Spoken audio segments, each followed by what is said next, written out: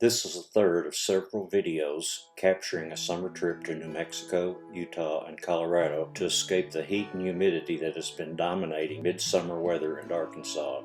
This episode includes more waterfalls, fly fishing, a drive on the historic Bachelor's Loop, a side-by-side tour of the mountains near South Fork, more of Lake City, and real live theater.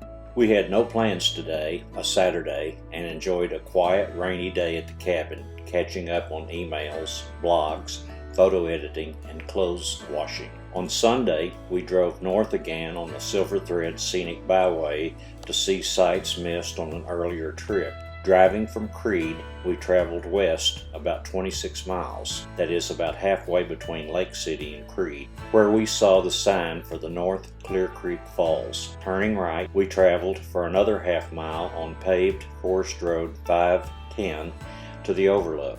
Because of the vertical drop into Willow Canyon, the observation area had been fenced. The area had new toilet and picnic facilities and is considered handicapped accessible. We first walked to the top of the hill to view Willow Canyon, and then we walked along the rim of the canyon until the falls came into view. My oh my. North Creek Falls is 100+ foot waterfall caved into the landscape of southwestern Colorado.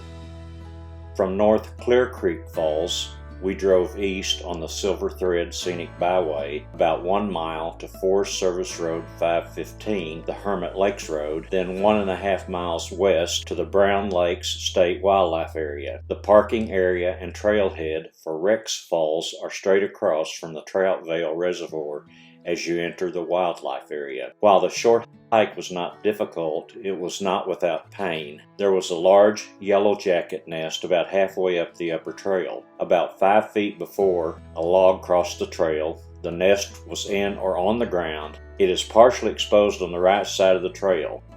I received a couple of stings on my left leg hiking to the falls, and a half dozen stings on my right leg hiking back to the trailhead. You'd think I knew better. Back at the cabin, we showered and dressed for a play at the Creede Repertory Theater. Always Patsy Cline. It was the true story of the fast friendship and 2-year correspondence between Patsy Cline and Louise Everett Seeger Zurbuchen, a huge fan and single mother from Houston, Texas. It was an outstanding play featuring most of the songs of Patsy Cline. An excellent live band accompanied the singer, who nailed the performance. We were up early this morning. The car was packed with fly fishing gear, and we drove into town to the Rio Grande Fly Shop to meet our guide for the morning, Ben Newman. I had asked Ben to fish a mountain creek, and he came through with private waters on North Fork Clear Creek, west of Creede, Colorado. Suited up in waders and boots and with fly rods and reels, we walked to the 15-foot wide creek, crossed, and began fishing upstream. Fishing was tough. Kay had the first hookup, a small trout, and experienced a long-distance release. We continued fishing upstream, changing flies regularly. Ben was gracious enough to spend essentially all of his time with Kay. We fished another couple hours without a strike. I dug into a vast assortment of old flies from my vest and tied on a hopper with a number 14 flashback pheasant tail nymph, dropped about 16 inches.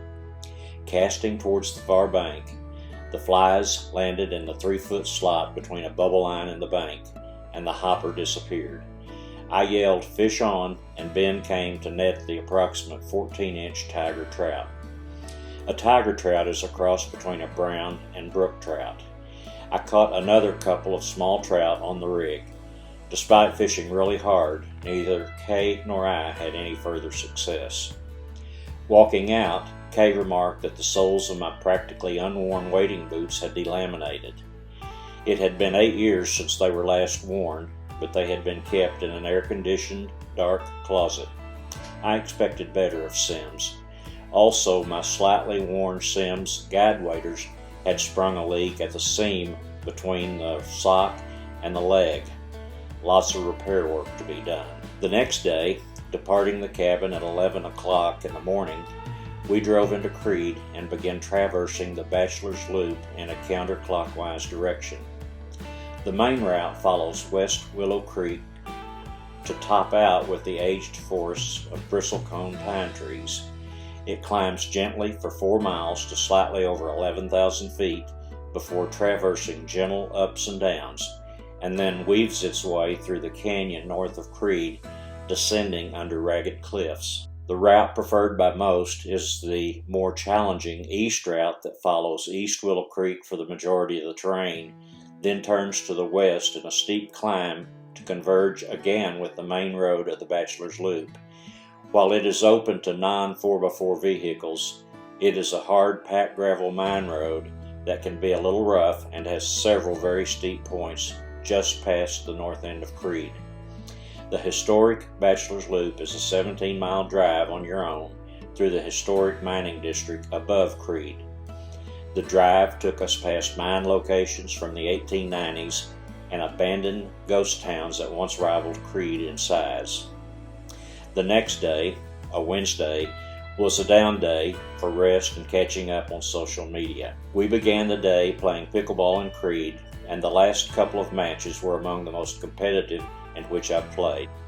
On Thursday morning, we drove south to South Fork, Colorado for a guided side-by-side or utility task vehicle trip. So what is a side-by-side or UTV, you might ask?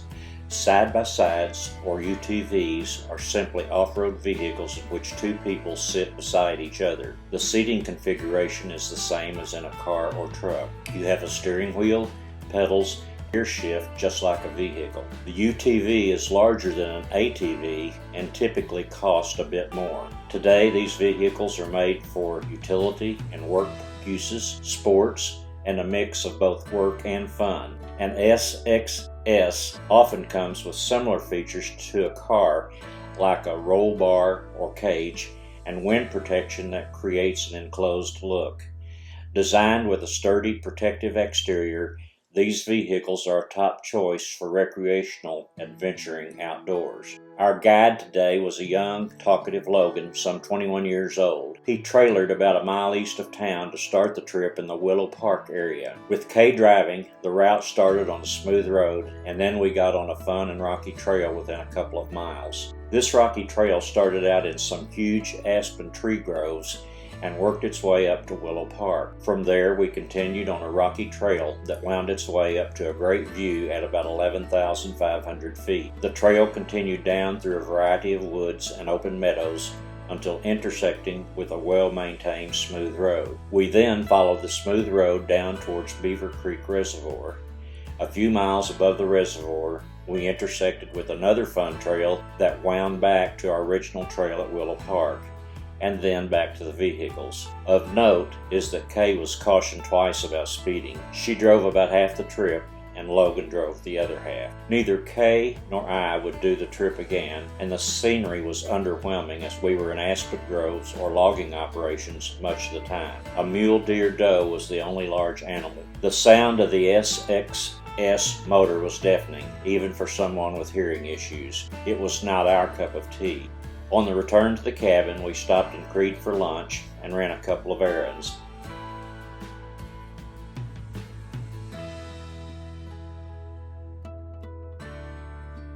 At the cabin, it began to lightly rain.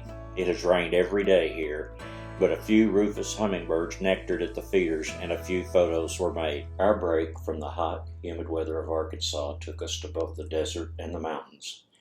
These videos are chronicling the cooling off trip.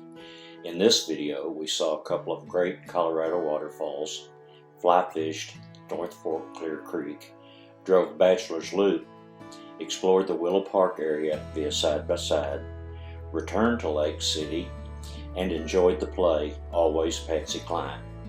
Next week's video will conclude our trip to New Mexico, Utah, and Colorado. Thank you for watching. Prayers for a great week. Goodbye for now, and connect with us again next week.